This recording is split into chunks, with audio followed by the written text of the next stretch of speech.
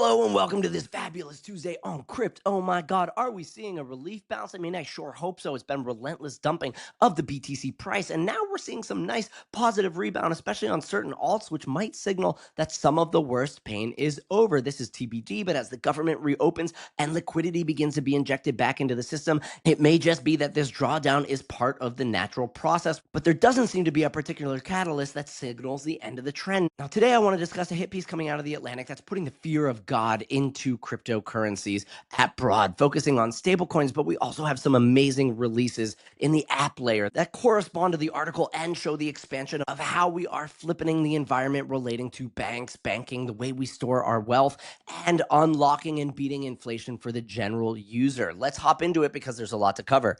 Boom. Right out of the gate, we have this Atlantic article. I am a big fan of the Atlantic. I love what they write, but goddamn, is this a fearful headline? How crypto could trigger the next financial crisis. This is like really heavy stuff here, and it goes on to discuss the guiding and establishing national innovation for U.S. stablecoin acts. That's the genius, and I've talked about it so much here. But there's a couple things that we have to unpack as we move into greater conversations around cryptocurrency and the industry. We really do need to disintermediate the idea between volatile coins, between these store of value assets like Bitcoin. Ethereum wants to be a world computer, but these are all self-sovereign assets. Stablecoins are not. They are existing in a different world, and while they do sit on blockchain, they are not cryptographically secured self-sovereign assets. So when you open up talking about Bitcoin, Ethereum, and other name brand currencies that fluctuate in value day to day, we really do need to begin to segregate these concepts because we are going to move into a world of regulated stablecoins that function in a very different way than Bitcoin and Ethereum. And in concluding one of these opening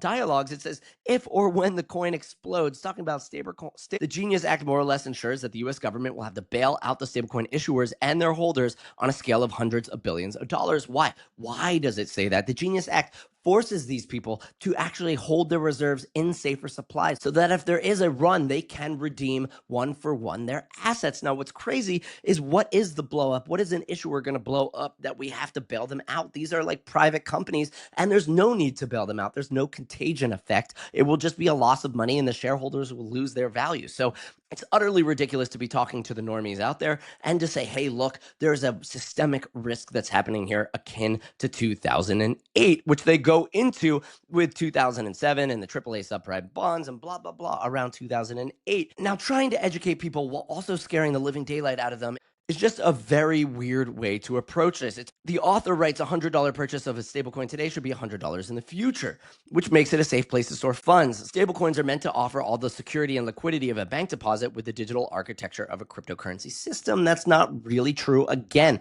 there's a reason that Genius says they need to back these things one for one. It is not offering the security of an FDIC secured bank deposit, but likewise, it also doesn't cost you $25 to send a bank wire. You can send a stablecoin across the world for very low fees, next to none, at any time in the day. Now, one thing that really rubs me the wrong way is they talk about the past. And the past and the future with stablecoins are two very different things. We're moving into an era of regulation that will completely wipe the slate clean of some of these blowups of yesteryear. And they talk about the 11 years they've been around, the number of stablecoin issuers that have defaulted, erasing billions of dollars, and holding Terra, once a top stablecoin issuer, wiped out almost $60 billion of investor assets. And let's be real, Terra was not a stablecoin issuer. They were a technology project that was attempting to create a decentralized stablecoin asset. This was a token that used algorithms to try to maintain a $1 peg. It was in no way an issuer, which is a legalese for people that are issuing stablecoins with some sort of backing that are taking it on. Terra was a tech experiment. It was a tech platform. And honestly, the past 11 years of cryptocurrency, everyone's been trying to figure out how blockchain works. So yeah, there's been a lot of issues through and through. And when they talk about nearly $3 billion of cryptocurrency was stolen in the first half of 2025 alone, according to a report by Chainalysis, again, you're confusing cryptocurrency with stablecoins. Stablecoins can be frozen. They are not a self-sovereign cryptographically backed asset like Bitcoin. A lot of this $3 billion of cryptocurrency stolen was through exploits, was around Bitcoin, was around Ethereum in ways that users have been phished to sign transactions that lose them all their money, or through exploits in exchanges and things like that. But this is, again, confusing people when you're talking about stable coins, and especially the New World Order, which will take effect in early 2027. Now, most cryptocurrency owners don't use it to buy things or to pay people. I can tell you right now, I know plenty of businesses that do use cryptocurrency to pay their employees. However, we've been living under a regime of aggressive assault. So yeah, the payments has been held down. I also often talk about that last mile problem where tap to pay is just not there. But I can guarantee that this explosion of stablecoins is going to change that. I used to work with Voyager, who's now defunct, but when they offered good yield, I mean, that caused a lot of people to want to move from their bank accounts into a greater yield bearing account with stablecoins. Now, one weird thing is they go into the KYC system. I hate the KYC AML system. I think it's a honeypot for your data. And I do think it is the core of the spam world that we live in. There are no repercussions for institutions that collect all of this data and later get exploited. However, they do have to collect that data under the regulations. And what's so weird is that they talk about how the Genius Act purports to apply such laws to stablecoin issuers, but only when the stablecoin is first issued in the United States. Once it's been issued, however, tracking it as swapped to whom is difficult. Now, it's all on chain. You can follow this, you can follow it very clearly. And when they exit into a real fiat position or purchase something or slip up once and reveal their identity, boom, you've got them. I've known people in the FBI refer to Bitcoin as criminal futures because you can follow illicit actions for years. And once they cash out thinking, it's been a decade, maybe they're not tracking me, boom, you've got them. Same thing as with stablecoins. And if we want to talk about issuance, I mean, the dollar as it stands right now is the most perfect thing for crime and grift. The $100 bill, about 20% of it is unaccounted for. So when you're comparing these stablecoins to what? To dollars? You're going to say that after it's issued, it's harder to track and this is a problem? I mean, come on, we're setting a very weird standard here. Now, as we look at the evolution, they talk about how the market has been relatively modest in the past, 280 billion to 315 billion. But with the Genius Act, however, Citigroup projects that this could grow to $4 trillion. The default in a market of that size could create shocks and reverberate through the global financial system. Well, that's why we're having the Genius. That's why we're seeing this explosion in stablecoin assets, because it's finally regulated. We can't omit the fact that this is bringing safety, that stablecoin issuers are functionally deposit-taking institutions. Yes, like banks, they accept cash and they promise to return these funds on demand. Banks, however, are governed by safeguards to protect depositors, notably deposit insurance. And this is something that I think is crazy. I mean, if you want to put insurance under these stablecoin issuers, I think they would love to see it. In exchange, they've been hamstrung to what they can do with this cash. When we look at the requirements, all issuers must retain a 1-to-1 reserve backing for their stablecoins issuing eligible assets, which include U.S. currency, demand deposits on insured depository institutions, T-bills with maturity dates of 93 days or less, overnight repo agreements on treasuries, reverse purchase agreements. I mean, these are all fairly risk-off things that they are forced to deal with. And of course, while they're generating some yield, all of this goes to the business is pure profits. So in a true world, I mean, we would want to see those profits from the issuer yield return to the users. And there's complaints that make me think this is coming from the banking association, right? The ABA, the American Banking Association, I shared clips where they're woeing, they're lamenting to the gods how the yield that they have is handcuffed, how if people remove their deposits, they'll be able to make less loans. But we've seen banks time and time again use racial profiling, use genderism, use all sorts of weird mechanisms to decide to whom they make those loans. And DeFi is open, permissionless access to anyone. So a lot of these arguments are like, hey, we're moving into a better system. And yeah, no shit, you're salty about it, because in a competitive marketplace, your product is simply not as good. There's a lot of complaints in here about Tether, based in El Salvador, recently announced its U.S. Treasury holdings have reached 135 billion. But in May 2022, when the company's assets amounted to only 80 billion, Tether saw demands for 10 billion in redemptions. And this was a fearful moment. Again, Tether is an early company. There was no regulations. They were allowed to play things loose and fast. And of course, the past years have been the Wild West. We're seeing this with Binance, how they got caught up in a lot of grievances, which is why CZ did his time. And this is in tandem with a recent 60 Minutes piece. So yes, a lot of these founders took liberty to gain market dominance, but they are asking and have been asking for clear regulation. And the Genius Bill is coming in tandem with the Clarity Act. And these are things we want to see. So talking about the past, in May 2022,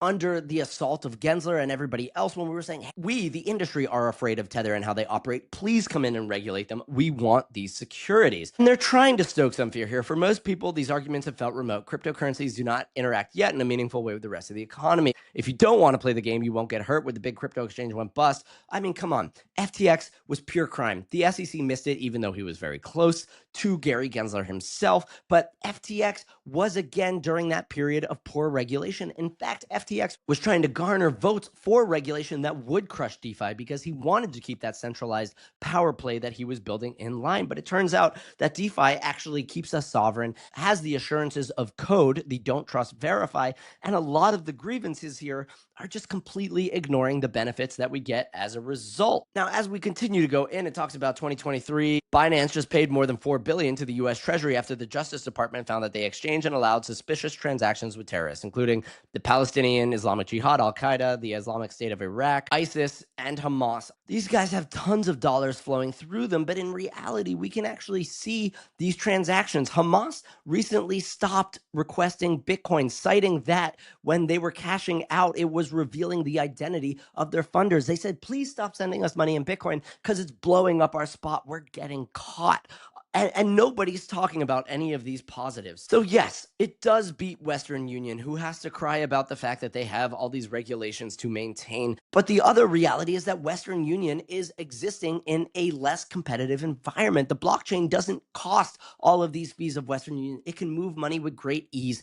And the reason that we're seeing enhanced purchasers, the Fed has said this themselves, of UST bills is because stablecoins are exporting dollar dominance. There's no mention of that in this article, by the way, but we are seeing stablecoin issuers being the 18th largest purchaser and growing of UST bills at a time when other currencies are being used to transact in oil. The petrodollar has been the great securer of the US dollar for such a long time. That is now being fractured, and instead we are getting the security of people in the developing world being able to store their sweet life savings in dollars, all due to stablecoins. So this article is pretty crazy. It puts a lot of fear of God into people, but it doesn't talk about the cheap fees, the self-sovereignty, the fact that we can export dollar dominance across the world, that we can use the security of the US dollar to bolster people in developing countries and to keep them safe. In fact, there's been a report recently released from Paradigm, the major venture capital firm, that says there's been ample research attempting to quantify the amounts of unbanked and underbanked people who use crypto in the United States, but very little's been done to better understand why they use crypto and how. We tried to fill in those gaps with this report from Paradigm. I'll dive into that later because I think this is too much for one topic, but as we get into all of this stablecoin conversation, again, we've seen the ABA, the American Banking Association, wax poetic that, these stablecoins are going to eat into their deposits and their lending, but guys, we're not getting any real yield out of our savings account. The average American is being inflated to death, and as this article in The Atlantic comes out, we also simultaneously see the release of one of the most prosperous and battle-tested DeFi protocols, Aave, the borrowing and lending platform, released this new app, Aave app. It obscures everything crypto-related. It doesn't talk about blockchain. It says, hey, send in money from your bank account or from a debit card and have a savings account that earns up to 9%. You can adjust this for your risk profile. And one of the craziest things here, which the previous Atlantic article really discussed, is that, hey, look, you've got a balance protection of up to $1 million. So this app came out saying, hey guys, are you feeling the pain of inflation? As groceries go up, as the cost of living skyrockets, and as you keep suffering from inflation, well, hey, there's this new app that looks beautiful, that is fully cell phone based, which, I mean, the younger generations, millennial and below, fully appreciate, and it gives you significantly better yields than the bank. And Aave is not alone. Gnosis has come out similarly. These are both early Ethereum platforms, up to 5% cash back. We're built different. You don't rent your money, you own it, and owners always get more. And Gnosis has supported some of the most fundamental infrastructure in the Ethereum game, which is Safe, which is a multi-signature wallet that allows you to securely store your assets in like a 3 of 5 signatures in order to move any sort of money. CowSwap, which is a free feeless swap mechanism, $130 billion in swaps, and Gnosis Pay, just a very simple way to pay for things. And of course, they're all launching apps so that that point of sale system, that last mile problem, gets solved. You can get up to 5% cash back on a free Visa card, and of course, 0% foreign exchange fees. I mean, this is just eating into people that send money back home, just completely consuming the dollars that they earn from their hard work. So just look, we have these articles coming out from The Atlantic, and they're putting the fear of God in stablecoins, but at the same time, we have these apps from Aave, from Gnosis, and if you want to learn a little bit more, I mean, maybe the tweet format's slightly easier, right? It's very low risk. It's borrowing, lending. The yield is coming from other people that pay to borrow your money to take on risk. This is what banks do with your savings account and your checking account, only they do not ask you. There is no permission. Here, you need to sign it, you need to approve it, and hey, if they take on too much risk and they get liquidated, these things are over collateralized. If you want to take out $1, you need to put up $2. So if you don't pay that thing back, boom, it collapses. The protocol gets $1. The lender gets $1 back. It's very robust, anti-fragile. Both of these protocols have survived the crash of FTX. They survived that recent October 10th weird leverage event that happened from Binance. And that's exactly why you don't want to be in leverage. Now, just on the topic of an evolving ecosystem and a maturing space, a nice thing to see, Grass, which allows you to scrape the internet as you go through it and sell that information to AI companies and earn that capital back. We'll review business progress, revenue growth, highlights, updates related to the token roll in our ecosystem, and major incentives. And this is a nice bit of maturity. They're treating their token holders like their shareholders. I know it's not a security, but we do want to see the obligation and the onus to respect and value those people that are putting their capital into your ecosystem. So all very exciting things. But guys, in a nutshell, I mean, there's going to be so many pieces. There's the 60-minute piece on Binance. And in short, yes, CZ and Binance got caught for money laundering, but so did HSBC to the tune of $5 billion. Nobody in traditional finance has ever gone to prison. CZ did. I mean, I got to give him something for that. I'm not going to defend the Trump grift, and that's also part of it. But what I am here for, and the reason I signed on to talk to you and to talk into this internet hole, is because there's so much confusing information coming out and people don't understand what's going on with this internetification of money. But look, we have great applications and great builders like Aave and Gnosis coming out with alternative ways for the average person to get ahead of the inflationary suck that is the reality we live in. So with that being said, don't over lever, stay safe. Hopefully this bounce turns into something better and we're beginning to heal from that 10-10 trauma that we suffered. And as always, I will see you tomorrow.